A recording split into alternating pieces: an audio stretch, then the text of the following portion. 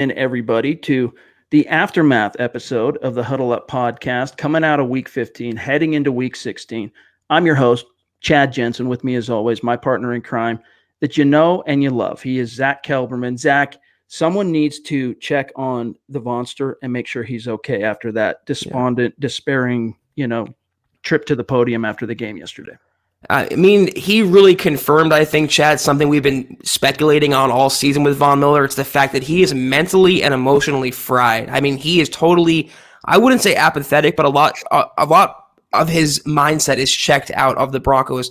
4 straight seasons of losing, 4 straight seasons of being in a rudderless team that hasn't gone to the playoffs, that's fallen so far from the championship perch they were on, and they're just bottom dwellers. They're, just among the rebuilding squads in the NFL. Nothing good is associated with them. So in a sense, I don't blame Von for acting that way. It's just, to me, it was very uncharacteristic for him to come out after a loss and not preach anything but sunshine and rainbows.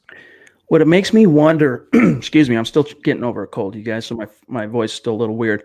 But what it makes me wonder is how much of Vaughn 2019 has been a player simply just like grinning and bearing the Fangio message. Like, to me, there's an aspect of this where it's a little bit of an indictment on Fangio. Not saying that I'm not even saying that Fangio's doing anything wrong, all right? Just rather that whatever Fangio has been selling, Vaughn has tried to buy in. He's tried to be the dutiful soldier and fall in line, but the results haven't come.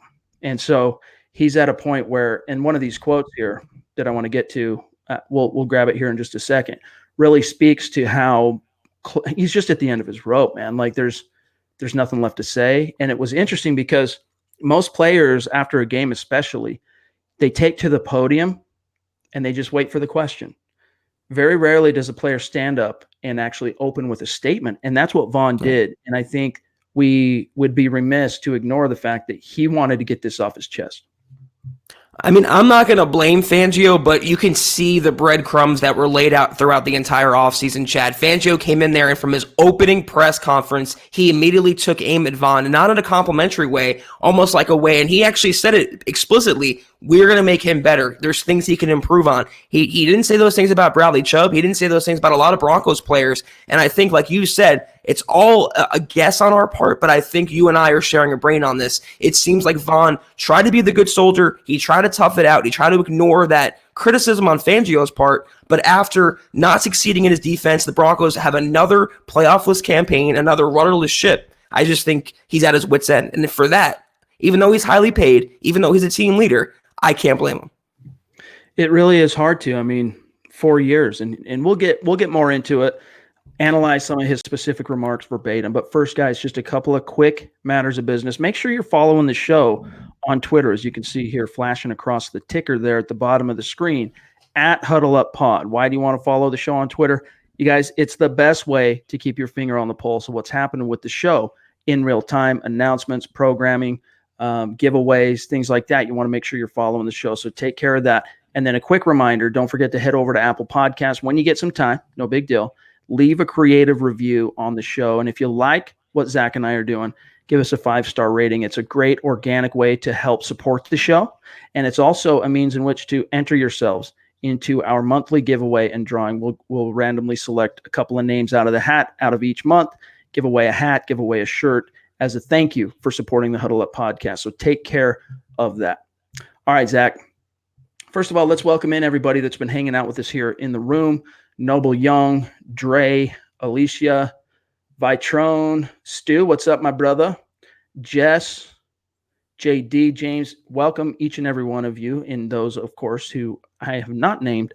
This is kind of a unique situation the Broncos find themselves in. That's far from a turning point. I mean, that moment in time, that ship sailed when the Broncos got out to an 0-4 start and Drew Lock was on injured reserve. They were, at that point, they painted themselves into a corner, and they basically had to, you want to talk about grinning and bearing it, they just had to buckle down, bear down, and let the chips fall. Joe Flacco, complete and utter failure as a stopgap, or as John Elway said, a player still in his prime, a former Super Bowl champion QB still in his prime. The Broncos have moved mountains. They've done I mean, they've changed coaching staffs. This is the third coaching staff since Super Bowl 50 that Von Miller has played for. Drew Lock is now the 7th starting quarterback, and the results just haven't come. Now, we saw, Zach, in the preceding 2 games, this team take on an entirely different kind of swagger with Drew Lock being inserted into the equation. To me, this isn't so much an indictment on that, or to say that that was fool's gold or that Lock is fool's gold or any of that. More than anything, honestly, I think what this is Von Miller, the competitor that he is. And also, let's not forget, he's a player who's been to the top of the mountain.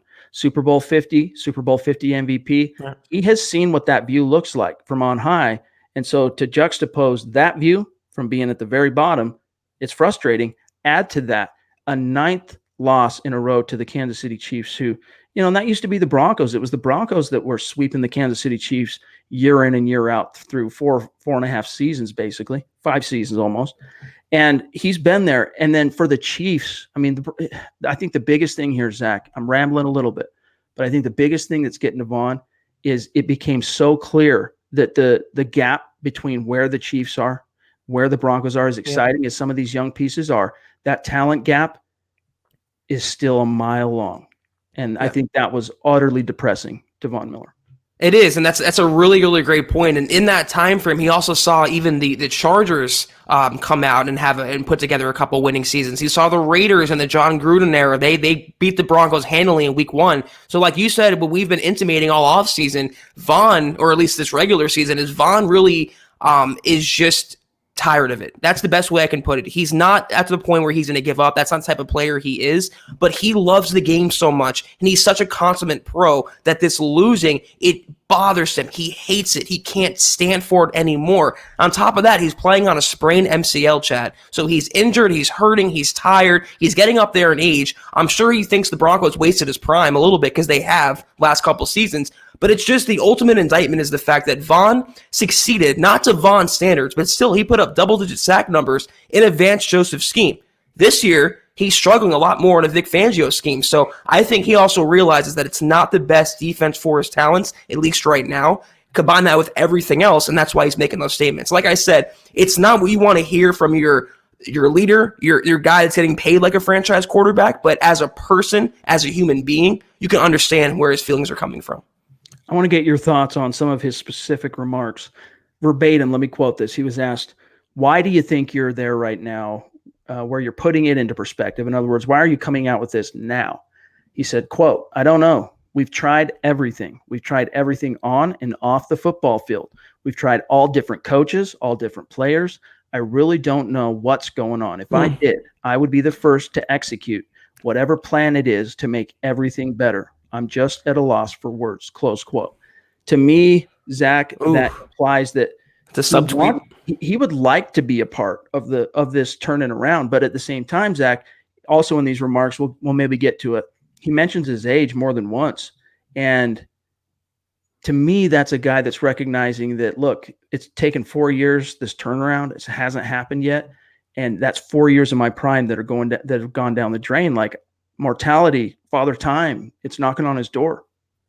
You know what that says to me, though? He named players, he named coaches, he named everything, but what's the common link? What's the common denominator through all of this? And that is John Elway, the guy who he beefed with in that contract saga, the guy that's single-handedly responsible for, I guess, the downturn of the Broncos in recent years, the guy that's responsible on a personal level of wasting Von Miller's prime. So I can definitely tell, I can definitely sense, it might be me reading into this a little too much, there is some bad blood still lingering between the Broncos front office, Elway, and Von Miller. That's what he said to me. That's what his statement stands out. And it's the truth. They've tried everything. They have changed coaches. They changed quarterbacks. They changed personnel. They play different teams every year. And the result, year in, year out, since 2015, they won the title, has been the exact same. And the common link there is John Elway. That's what I gather out of that. And it's another statement that he's making, if he's making that statement, that I agree with. Jonathan jumping in with a $10 donation. Thank you, Jonathan. Chat. Thank you. We really appreciate that. He says 104.3 The Fan mostly said that Von Miller isn't happy in Denver. Do you buy that? Do you buy that he wants out? Von's mom mentioned Dallas. I definitely buy that he's not happy, Zach. Whether or not this is like, I've heard it bandied about and speculated that this is step one of a kind of passive-aggressive behind the scenes maneuver to begin the process of kind of getting out of Denver. I'm not quite willing to go there. I want to wait to see how he sounds on Thursday, because he speaks every Thursday as well ahead of the upcoming game. I'm in a holding pattern. I want to wait and see what he says on Thursday as it relates to that. But he's definitely not happy, dude. I mean, let's also remember that he played college football in Texas. His parents are from Texas. They live there. I mean, he has a connection to Dallas, so I wouldn't read into that too much. Also, 104.3, the Fan, is known for pushing, I would say, hot takes and clickbaity stuff. So let's not, put all our faith in what they're reporting. I'm sure he's unhappy with this season. I'm sure he's unhappy, as he admitted. There's no guessing or speculating. He is unhappy. That's why he made those comments, but not enough to force a trade, I don't think. Not enough to make this an air his public laundry, his dirty laundry in public. That's not going to happen. I wouldn't go that far yet and assume that Vaughn is this unhappy camper. You have to look at the source, and also you have to put things in perspective. He is unhappy, but I think, like you said, Chad, when the week settles down, we'll see a different Vaughn at the podium. Stu jumping in with a $20 donation on Super Chat. Thank you, Stu. Our leading Super Chat superstar. Appreciate you, Stu, so much, brother. It means a lot. The thing is with radio, and it's the same. Basically, you take, the Skip Bayless wedge driving segments that ESPN pioneered back in the day. You see it now on Fox Sports 1, and that those adversarial wedge driving debates, right? Radio specifically tries to create wedge debates with their co-hosts. So if you're listening to the morning show in Denver, it's Mark Schlereth and Mike Evans. They're gonna even if they don't necessarily disagree, they're gonna pretend they disagree on specific issues because it creates debate. And radio believes that makes a more compelling product. So, and that's really what Zach's saying here, is that it's not necessarily that. I mean, anyone who listened to what Vaughn said last night at the podium can read between. I mean, you don't even need to read between the lines. He was putting it out on Front Street that he's unhappy, right? He was dang near despondent, despair. I used today in a report at milehighhuddle.com. But what 104.3 The Fan does is they want to take that, and it's their job to do this. This is just the way radio works, and analyze it from not so much analyze it from every angle, but create wedges and create debates because they think it creates a better product for the listener in Denver. It's true, but they're also the same radio station that pitted Paxton Lynch and Trevor Siemian against each other for ratings, Team Paxton and Team Trevor. So you got to look at the source. I'm not crapping on them. They put out some good quality programming, but you have to also think of the fact they're thinking of their ratings and they want to drive up as much discussion as possible. You lead with Von Miller in that sense. I want to address one comment too from Daniel. It says Texas A&M get it right. I said he played college football in Texas, not at Texas. The point still stands though. He has connections to that state. His mom also called out Von Miller, and when you have all those dots, it's natural tendency to connect them. I don't see him in Dallas. I don't see him anywhere outside of Denver next season. This will blow over. It's just a matter of, are we going to see the same Vaughn that we have in previous years next year, or is this the new Vaughn now, and is his prime totally gone? If I'm John Elway and Vic Fangio, I'm getting a meeting quickly, calling Vaughn up, and I'm saying, look, man, we took the first step towards, because here's the thing, as a franchise, the Broncos, as he said, they've tried everything, different coaches, different players, different quarterbacks. None of it matters until you got the quarterback. Seriously, You can have elite players at multiple levels of your roster. You can have great coaches. If you don't have the quarterback, it's all for naught. And an argument can be made right now by Elway and Fangio that, hey, look, man, you've seen it yourself and you've said it yourself. We've got our guy.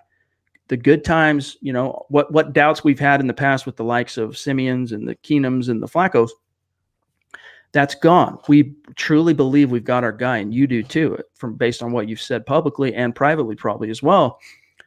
Keep in mind as well, Vaughn, we're going into next year with north of $70 million in salary cap space, and we could end up with as many as 12 draft picks. We have a real chance. We're going back to that gap between the Broncos and the Chiefs in terms of where they're at talent-wise. We have a real chance. We might not be able to close the entire distance, but we have a real chance to get close, significantly closer, like competitively closer. Because, I mean, in 2 games this year, the Chiefs outscored the Broncos. It was 53-9, and it's never been that lopsided. Even last year with VJ, with Vance Joseph and Case Keenum, both games were decided against the Chiefs by a single score. So on the surface, the Broncos regressed with all these mountains that were moved in the offseason, coaching, quarterbacks, and all that. And so that's what I'm saying, though, Zach, is I'm grabbing him and I'm trying to paint the picture of, look, one more year at least. Yeah. Hold on for one more year. If you want out of here, we understand it. Give us one more year. You're going to make a ton of money. I think it's still north of $20 million next year. Believe what we're saying, buy what we're selling, and give us one more chance, because that young core is there. The quarterback is there. And that's really the party doesn't happen. The music doesn't happen if you don't have the quarterback. I think a part of him is trying to talk it into existence that Drew Lock is the guy. He said that about every single quarterback that's been through Denver since 2015, Chad. He said it about from Simeon all the way now to Drew Lock. He just is so thirsty, like the Broncos fan base. I think he's very in tune with Broncos country. He is so thirsty and desperate for a starting quarterback. He is so desperate for the Broncos to put themselves back on the NFL relevancy map. He wants the Broncos to be a competent team again, a contending team, and not this basement dweller like we've seen. I don't know, though, if you can sit him down and say, okay, it didn't happen 2016, 2017, 2018, 2019, 2020, though. I promise this is the year. It's going to happen this year. It's going to happen. How much more could you sell the guy? He's north of 30 now. I think his prime is behind him. He already won a title. He holds most sack records for the Broncos. How much more hope could you sell him before he really says, you know what, I can't do it anymore. I'm tired of losing. I'll believe it when I see it with the quarterback. And then you also figure he's going to be unsigned in a couple seasons, Chad. He's going to have to soon think about angling for a contract extension with Denver or someone else. So I don't really think making these comments will persuade Elway to give him another $100 million deal, but he also started thinking about his future as well. That's his last major payday in the NFL, more than likely. 32, 33 years old. What's he going to do? Rocking a hard place, I feel like. Well, speaking of wedges, I'll disagree with you on one thing. First of all, you're right. He's always exercised hyperbole when talking about the 6 quarterbacks preceding Drew Lock, in between Manning and Lock. He's especially like even Brandon Allen, like he was saying some crazy things about Brandon Allen. However, I think in this case, and I'm going to read a quote here, I think it really is different. I never heard him refer to any other quarterback as a rock star, at least off the top of my head. I can't think of him referring to anyone else. And let me read this quote real quick, because, after Drew Lock went 2-0, defeated the Houston Texans in their house, like with authority, it was a significant letdown. A lot of fans questioned, man, did we get out over our skis? Were we too quick to anoint this guy? Media, they descended on it like, just vultures on a dead body in Death Valley.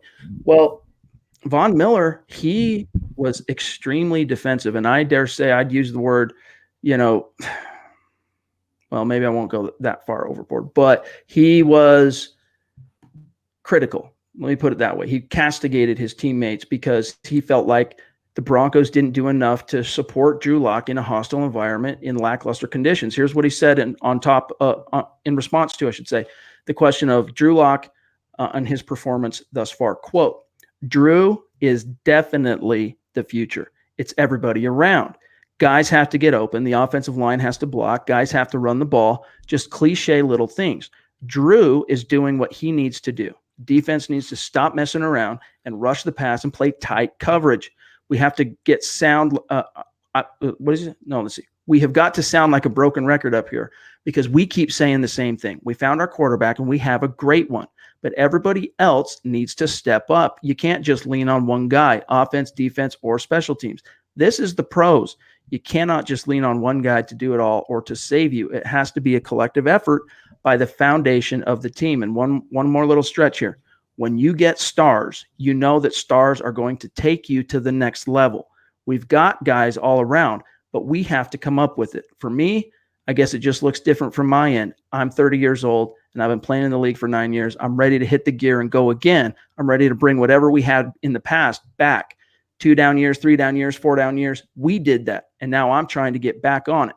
I'm not just speaking for me, but whenever we put it all out there, we play hard, and whenever we don't, we come up short. It's defeating, and it's more than just winning or losing. It just defeats my soul to go out there and play the way we play and lose the way we lose, close quote. What he was saying there about Drew Lock, your reaction, Zach?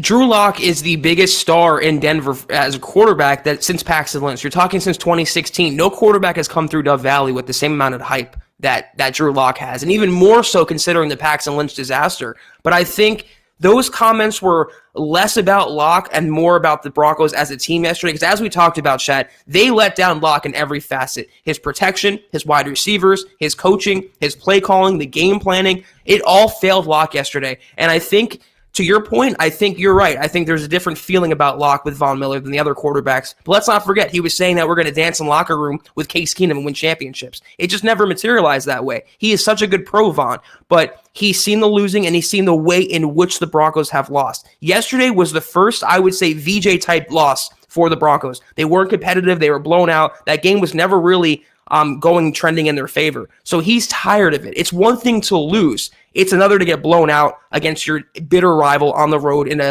what was a winnable game coming off a 2-game winning streak. So the Broncos totally let everyone down yesterday, but namely their quarterback, and I think that's where Von's defensive lock comes into play. I'm just really curious to see how this team does after an offseason where they have as many resources to spend in terms of restocking the cupboard as they will in 2020. And for the first time, a quarterback that they can actually go out on a limb a little bit with in terms of not just talking about him that way publicly, Drew Lock, but in actually investing and building the nest around the model or the idea of playing to Lock's strengths. I mean, if you look at this thing, Cortland Sutton, Noah Fant, you have two borderline. Well, Sutton's already borderline elite. In the case of Noah Fant, a year from now, that's going to be a conversation. Is Noah Fant elite? He's going to be up there with the best because Lock's going to, you need that quarterback component to get skill position players, especially receivers and tight ends, into that conversation. And I think they'll get it from Lock, Fant. So you got two of those skill positions. Like if you look at what the Chiefs have, not only do they have the best quarterback in the NFL, bar none, in Patrick Mahomes, but they've got Tyreek Hill, they've got Mecole Hardman, they've got Travis Kelce, they've got Sammy Watkins. And it all adds up to, I mean, you saw how inept Vic Fangio's coverage schemes looked yesterday. It was they tried zone, they tried man. Meanwhile, the Chiefs, they just played man through the whole damn game on Drew Lock and forced him to hold on to the ball and read, and the windows were smaller. Meanwhile, Patrick Mahomes just sat back there, waited for the opening spot, boom, boom, boom. I mean, the separation was ridiculous. But a lot of that has to do, though, Zach, with the fact that the Chiefs are stacked to the gills with elite level talent at the skill positions. And so for the Broncos, it's exciting to know that on one hand, you might not be able to get all the way there in one more offseason because of how far back you have been set with your offensive line. But if you get one more, like if you find a way in your top 4 picks, I think they have 5 selections in the top 100. Let's just say if you get there in your top 5 picks, you can find a true complement number 2 wide receiver, not an average guy. I mean, Tim Patrick, he's played well at times. Deshaun Hamilton, to me, both guys are jacked. They're just a guy. Right. You can upgrade those guys from the draft, and this is the class to do it. They're going to have an opportunity to do that. You restock the offensive line. You hopefully get a centered and recovered emotionally, mentally, and healthy physically Juwan James next year, and maybe a left tackle. You fix the O-line a little bit. They have a chance to get out there and bridge the gap, but the problem, Zach, that I see before we get too optimistic about what the future can hold, you saw how decimated that secondary was. I mean, Patrick Mahomes in the snow, dude, carved them up, and the defensive line was assigning dudes off the street, promoting dudes off the practice squad to play that day.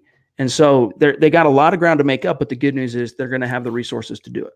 And the good thing is, if Lock pans out, like we always talk about, Chad, I mean, he would raise all the talent around him. They would make even the most average receiver, like a Hamilton or like a Patrick, who I agree with you, they're not number 2 quality receivers. They're backups at best. He would make them better. And that's, I think, where Von's disappointment and his anger comes in. He wants that young quarterback. He sees how the sausage gets made in the NFL. He sees how the new age NFL is all about the Mahomes, the Lamar Jacksons, the young quarterbacks. The Broncos finally, I think, have that blueprint where they're copying the young quarterback game plan. They got their guy. He's the gunslinging type. He's the face of the franchise. He's the future. Now he just wants to put it all together. I think that's a lot where Von's, it's almost impatience. He wants it to get going already. He's tired of losing, but they finally have that guy, and now they're just in purgatory. He wants to see what's going to happen next.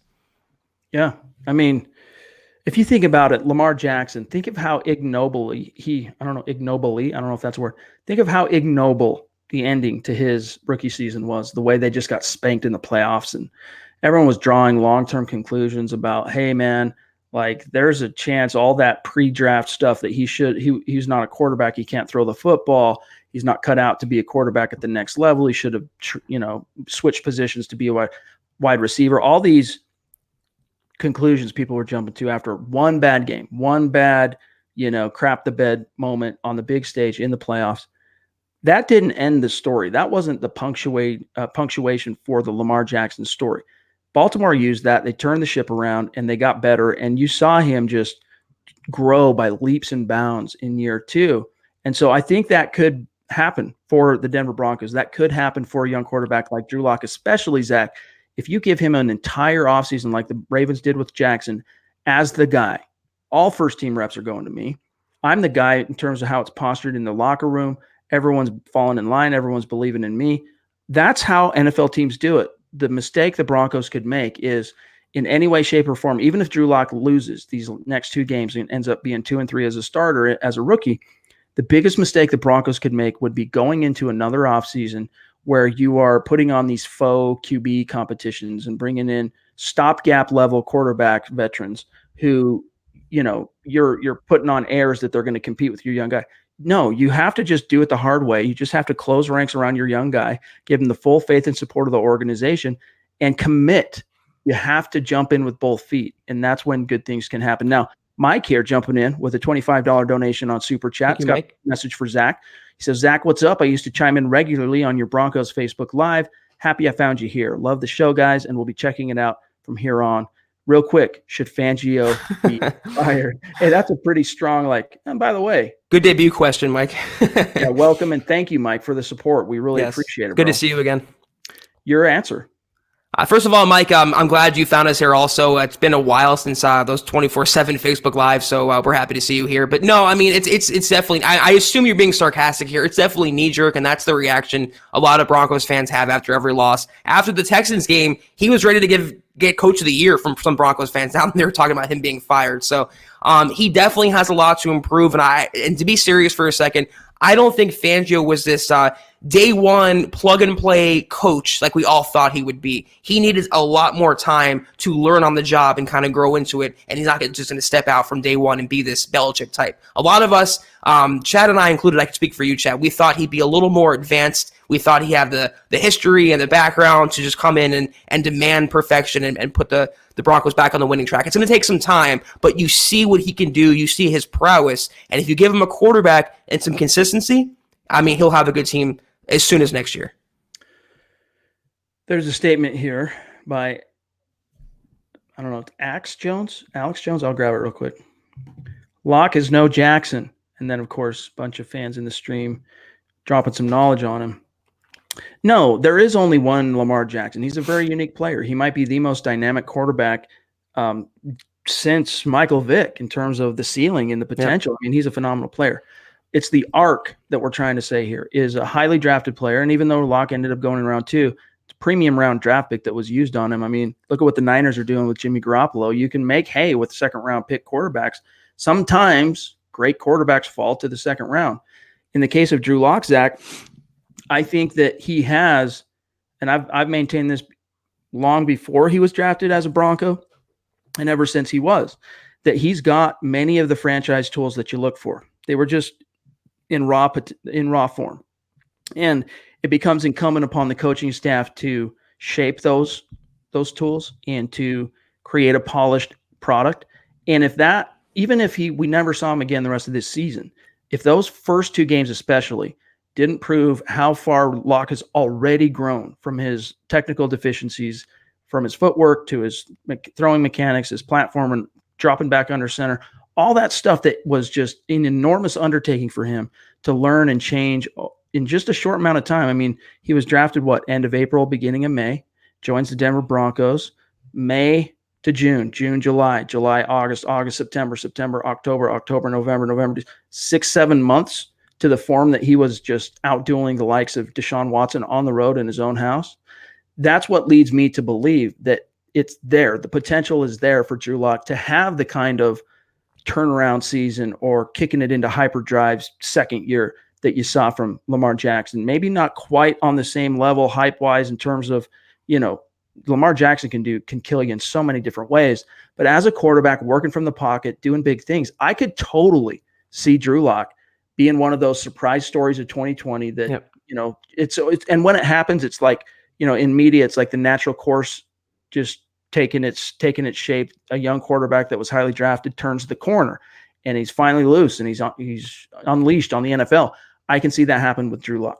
I can too. I mean, his second year, it was the year of Mahomes, and his second year, it was the year of Lamar Jackson. And I will say, though, what's encouraging about having a franchise quarterback is look at Lamar Jackson's top targets in Baltimore, Chad. He has a rookie receiver in Hollywood Brown and a fairly nondescript tight end in Mark Andrews. Those are his two biggest weapons. No household names, no Pro Bowlers. That's what happens when you have a franchise quarterback. It can make the talent around you even better. So that's why I wouldn't sweat too much having another receiver added in there, even if they just went to battle with Tim Patrick and Courtland Sutton. If Locke grows and develops into the quarterback like he can be, into that franchise guy, he can win 10, 11 games with the talent they have right now. They still have to complement him. They still have to build around him. But when you have that talent, like a Lamar Jackson, like a Patrick Mahomes, it can lift. Look at Tom Brady. He was throwing guys off the street for so many years. He still isn't, in a sense. Jacoby Myers, no one's ever heard of that guy before. But you know what?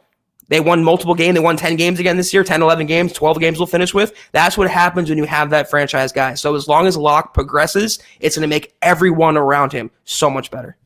And it's all contingent, Zach, on the Broncos closing ranks, jumping in with both feet, and completely committing to Locke 100%. Yeah. being the guy in 2020. No ifs, ands, or buts about it. Dropped your pocket, jumps in with a $10 donation on Super Chat. Appreciate you. He says, keep up the good work. Look forward to this pod on my way to work or home from work. That's awesome, man. It's so cool when Zach and I hear stories about how, you guys fit us into your lives and stuff. Like it's truly humbling that you make time for us. And we appreciate each and every one of you for taking the time to listen, whether it's live with us on YouTube and Facebook, or if it's after the fact on the RSS feed, Apple Podcast, Stitcher, whatever. So we appreciate each and every one of you guys. But Zach, as far as moving it forward from here, Von Miller, I mean, at the end of the day, I just want to read really quickly, and then we'll start winding down today's episode. I want to read to our listeners Vic Fangio's response to what happened here with Von Miller's kind of despondent press conference yesterday. Here's what he said on Von Miller's comments post-game. Quote, I heard a little bit of it.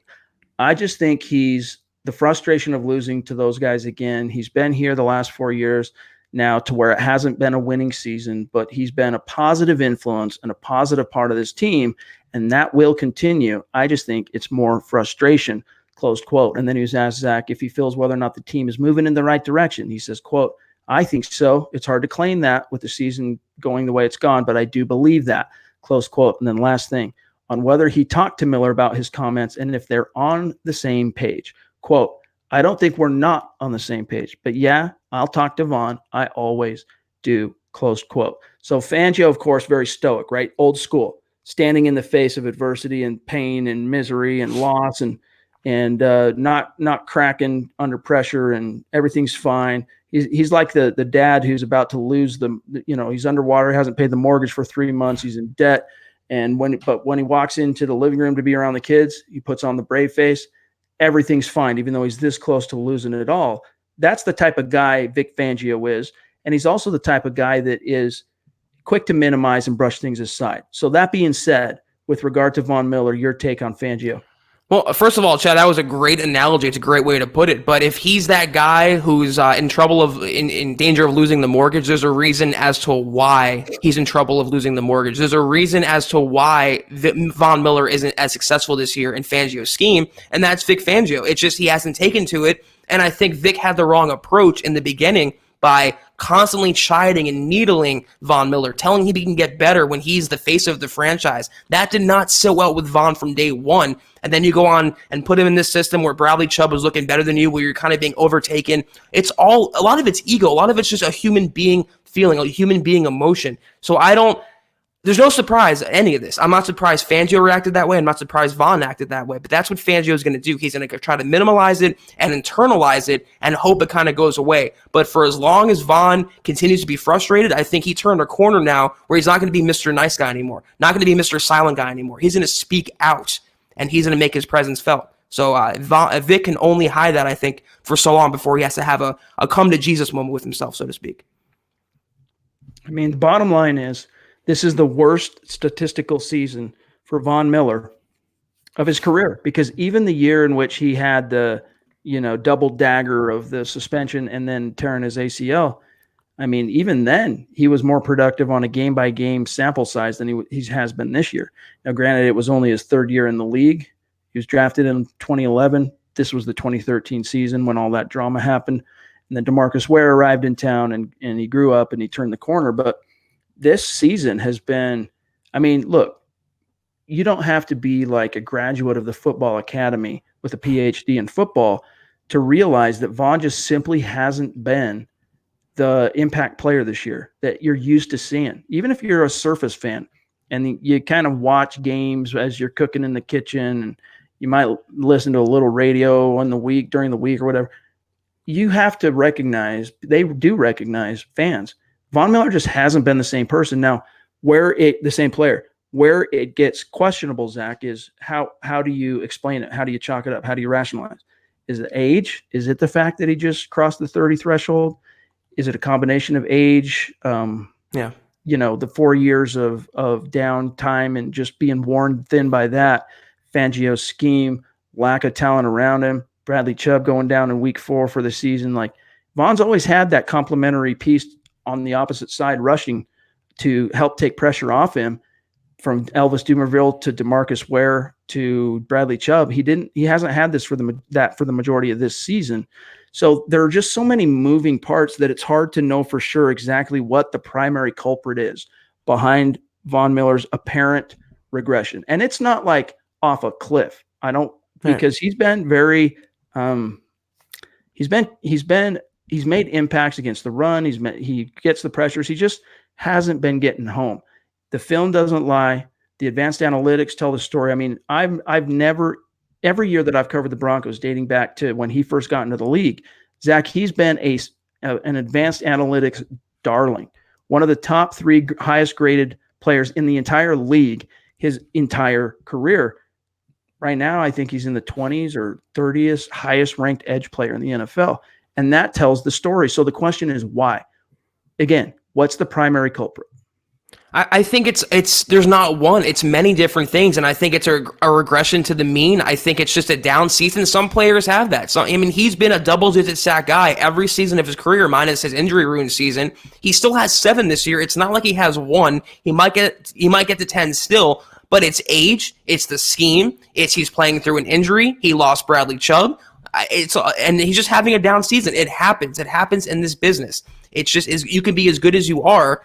But we expect Von, being so highly paid, to just win these one-on-ones constantly, to get 5-6 sacks a game. It's not going to work that way. This defense has been injury-racked since the beginning. They haven't had their full complement yet. It's not the same defense like we saw in years past. And Von is getting up there. He might be a step slower. He might be a little more angrier than he was in recent seasons. But I still think you bring him back next year, which the Broncos will, he'll be more Von. He'll be a 12, 15 sack guy. It's just a bad season. It's going to happen. I wouldn't draw any conclusions, but I also wouldn't say it's one thing or the other. It's many different reasons and many different factors.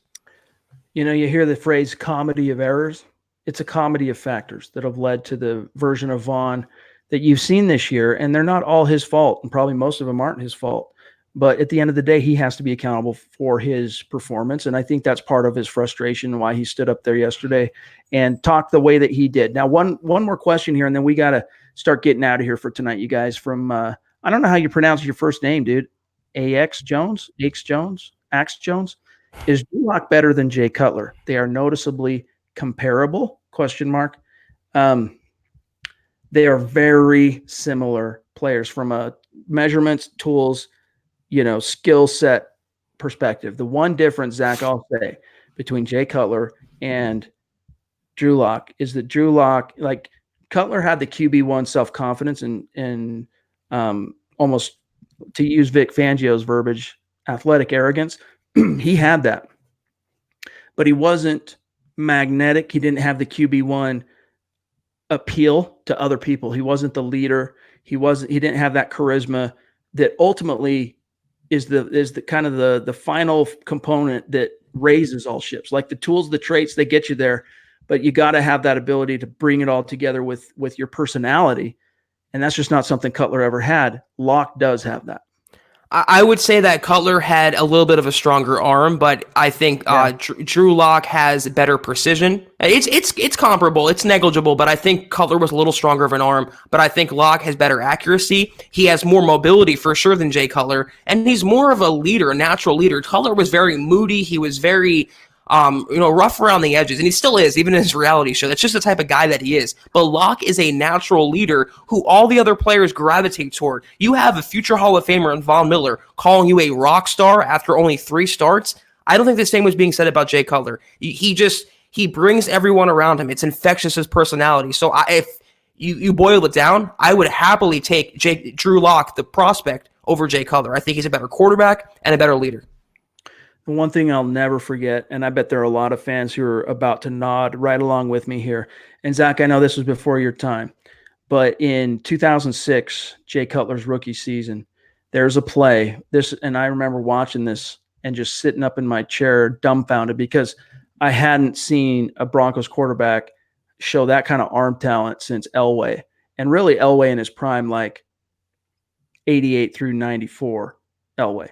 And it was a play. I can't remember the exact yardage, but he drops back, play action, rolls out to the left a little bit, and just uncorks this massive deep ball to Javon Walker that had to go well over 50 yards in the air. Pinpoint accuracy, drops it in the – and not like lofts it bomb, like a bomb where you put a lot of air under it and the guy runs under, on a freaking rope, dude. Just boom, touchdown. And it was the type of – just raw talent. You're like, dang, dude. Now I kind of see why Shanahan pulled the plug on Jake Plummer, despite 3 years in a row of taking the team to the playoffs. Jake Plummer did, and a trip to the. Let's not forget, Jay Cutler was drafted on the heels of Jake Plummer leading the Broncos to an AFC title game.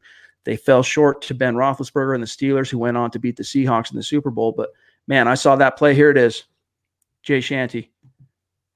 Reverse bootleg to Javon Walker, 65 yards. And it was on a rope, dude. And for those of you listening right now or live and even after the fact, just Google in YouTube, just search Cutler to Javon Walker, 65 yards, or just Cutler to Javon Walker, and you'll see it as phenomenal play. That arm talent is there. And I'll agree with you. I think that arm strength, it's negligible to a degree, but Locke's dang close to Cutler. And either way you slice it, Chad, it's so nice and hopeful and optimistic to have that quarterback in the huddle under center who's capable of delivering those type of throws, who's capable of making those 65-yard rope passes. We haven't seen that, since prime Peyton Manning, and before that it was Jay Cutler, but you finally have a quarterback who has all of Cutler's good traits and none of his bad ones. So it's definitely encouraging for the future. Let me see here. 2006. Let me see if this is the play, and if it is, I'll share it on the screen really quick here. It is. Okay, guys, I'm gonna play this. You guys tell me what you think real quick. I'm gonna share the screen, and then we're gonna bid you adieu for the evening. Let me see here. Hopefully this plays. Zach, let me know how it looks. Okay. Chrome tab, Jay Cutler. Here we go. Okay, I'm gonna hit play. Tell me if you can see it. Yep. Is it Looks moving? Good. Yep. Okay. There's the bootleg. Boom. Look, across his body too. On a rope across his body. He was rolling to the left too, and he's a right-handed quarterback. That's crazy. So, anyway, and I think Drew Lock has some of that in him, and not some, a lot of that in him. But from an intangibles perspective, he's got a lot more of what NFL teams need at the franchise level. All right. You guys, that's got to do it for today's episode of the Huddle Up podcast. The aftermath as we sift through the 23-3 loss. Denver Broncos to the Chiefs. Once again, 9 straight losses. Time to put it to bed. Put it behind you. All right. Look forward to these final 2 games because, Zach, Drew Lock has a legit chance to finish his 5-game rookie audition 4-1 as a starter. You don't want to count your chickens before they hatch. But you got the Detroit Lions coming to town this coming week, followed by the Raiders in Denver to close out the season. So Drew Lock, if you were to say at the beginning of this season, hey, Drew Lock's going to come in, and whenever that is in the season, he's going to end up going 4-1 as a rookie. I think 100 out of 100 Broncos fans would take that all day long, twice on Sunday. And the good thing is for Locke, he has the ultimate get-right game against the Lions, whose defense makes every opposing quarterback look like world beaters. They just made Jameis Winston, he threw 4 touchdowns against them, 400-something yards, 456 yards or something like that. If there's an opponent for Locke to get right against at home, it is the Lions, and a prime opportunity. I think this is the game where he throws 3 touchdowns, he has 300 yards, and whatever fan morale was lost after the defeat to the Kansas City Chiefs will be gained back again with Drew Lock. I mean, this is the best matchup. This is the medicine that ails him, is this Lions defense, and I would look for him to finish strong this week and next week, the following week against Oakland. He's going to end the season on a really high note, Chad. This is a good point by Dre. There's a lot of cool things this platform that we use to stream that we could make some compelling content on YouTube, breaking down plays. The problem is our podcast listeners might find it to be a little bit boring who just listen after the fact, because if they're not able to watch the play with us, we could try it a time or two and just pick a clip and break it down. It would be fun to do live. I'm just not sure what the after the fact podcast listeners would think of it, but the opportunities are endless. The possibilities are as well. Zach and I are 100% excited and committed to continuing to do more with YouTube, with you guys on YouTube. And, maybe that includes breaking down some film once we get into the 2020 off season and we're not quite as slave to the news cycle because the Broncos are in the middle of a season. And Mike, one of our followers, our listeners, can tell you on the old Facebook Lives and on other platforms, we don't have this ability. We don't have the ability to connect with the fan base and interact with you guys. So we're still discovering all these new features as well. It's definitely something we can do in the future. But we have some ideas, Chad and I, to not only enhance our podcast, these live pods, but also reward all of you for tuning in and continuing to contribute. Nothing goes unnoticed, and we are eternally grateful for it. Amen to that. Guys, thanks again for joining us here. We're going to go ahead and sign off. Make sure really quick you're following the show on Twitter at Huddle Up Pod, the best way to stay in touch with what's happening with the show and the Denver Broncos in real time. You can find my partner, Zack Kelberman, on Twitter at Kelberman NFL, myself at Chad and Jensen. Stay tuned because there will be, for those of you listening after the fact on the podcast, you're going to have a Building the Broncos episode on Wednesday to listen to as you wake up Wednesday morning. And then Zach and I will be back in the saddle with a live pod Wednesday evening, 6 p.m. Mountain, 8 p.m. Eastern. And we'll look forward to talking to you guys then. In between now and then, we'll get some more opportunity to hear from Fangio and more players. And then, of course, on Thursday, we'll hear from Vaughn, and it'll be interesting, Zach, to see if his tune changes, if he's not quite so despondent. But in the meantime, Zach, have a great start to your week, my brother. You too. Feel better, my man. All right, man. Appreciate it. And all you guys as well, have a great start to your week. Keep your chin up. Look forward to seeing Drew Lock at home in front of the Mile High Faithful this Sunday against the Detroit Lions. For Zack Kelberman, I'm Chad Jensen. We'll talk to you guys Wednesday night, 6 p.m. Mountain, 8 p.m. Eastern.